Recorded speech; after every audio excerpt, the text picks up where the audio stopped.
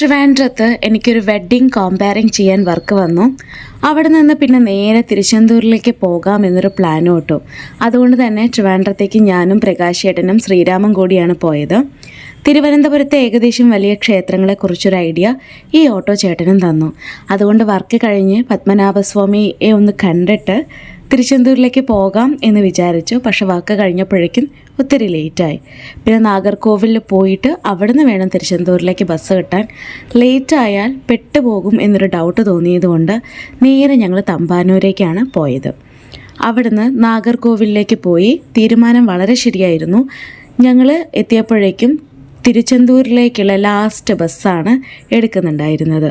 നിങ്ങൾ ട്രിവാൻഡ്രത്ത് നിന്നാണ് പോകുന്നതെങ്കിൽ തമ്പാനൂരിൽ നിന്ന് എപ്പോഴും നാഗർകോവിലിലേക്ക് ബസ്സുണ്ട്. നാഗർകോവിലിൽ നിന്ന് എപ്പോഴും തിരുച്ചെന്തൂരിലേക്കും ബസ്സുണ്ട്. തിരുച്ചെന്തൂരിലേക്കുള്ള ലാസ്റ്റ് ബസ് നാഗർകോവിലിൽ നിന്ന് 9:30ക്കാണ് എടുക്കുന്നത്. അവസാന സമയം വരെ കാത്തിരിക്കാത്തതാണ് നല്ലത്. രാത്രി വളരെ വൈകിയ ബസ്സായതുകൊണ്ട് ഒട്ടും തിരക്കുണ്ടായിരുന്നില്ല. ഇഷ്ടംപോലെ സീറ്റുകൾ ഉണ്ടായിരുന്നു. ഞങ്ങൾക്ക് തമ്പാനൂരിൽ നിന്ന് നാഗർകോവിലിലേക്ക് ഏകദേശം 2.5 മണിക്കൂറാണ് എടുത്തത്. നാഗർകോവിൽ നിന്ന് 9:30ക്ക് എടുത്ത ബസ് 12:30 1 മണിക്കാണ് കേട്ടോ തിരുച്ചെന്തൂർ എത്തിയത്. തിരുച്ചെന്തൂർ ക്ഷേത്രത്തിനോട് വളരെ അടുത്തായിട്ടാണ് ബസ് നിർത്തിയത്. അത്യാവശ്യം ആളുകളും ആ ബസ്സിൽ നിന്ന് അവിടെ ഇറങ്ങി. വെളിച്ചമൊക്കെ ഉണ്ടായിരുന്നു ആ ഒരു സമയത്തും. പക്ഷേ ഷോപ്പുകളൊക്കെ ക്ലോസ്ഡ് ആയിരുന്നു. ഭാഗ്യമുണ്ടെങ്കിൽ ഓട്ടോ കിട്ടും. നമ്മൾ ഈ ഇങ്ങനൊരു അനുഭവം ആദ്യമായിട്ടാണ് കേട്ടോ. ബുക്ക് ചെയ്ത് വരുന്ന ബസ്സാണെന്നുണ്ടെങ്കിൽ കറക്റ്റ് ഓട്ടോ സ്റ്റാൻഡിൽ ടൗണിൽ ഇറക്കി തരും. ഇവിടങ്ങളിലൊക്കെ അത്യാവശ്യം ഡെവലപ്ഡ് ആണെങ്കിലും ആ സമയമായതുകൊണ്ട് എല്ലാ ഷോപ്പും ക്ലോസ്ഡ് ആയിരുന്നു. അമ്പലത്തിലേക്ക് വാക്കബിൾ ഡിസ്റ്റൻസ് ആയതുകൊണ്ട് വന്ന 1-2 ഓട്ടോയിൽ ഞങ്ങൾ കയറിയില്ല, നടക്കാമെന്ന് തീരുമാനിച്ചു. പക്ഷെ അതൊരു അബദ്ധമായെന്ന് ഈ വഴി എത്തിയപ്പോൾ മനസ്സിലായി. ഭയങ്കര ഇരുട്ട്. പിന്നെ ഒന്നും നോക്കിയില്ല. കന്ദസഷ്ടി കവചം ഫോണിൽ പ്ലേ ചെയ്തു. എവിടുന്ന് ആ ധൈര്യം വന്നതെന്നറിയില്ല.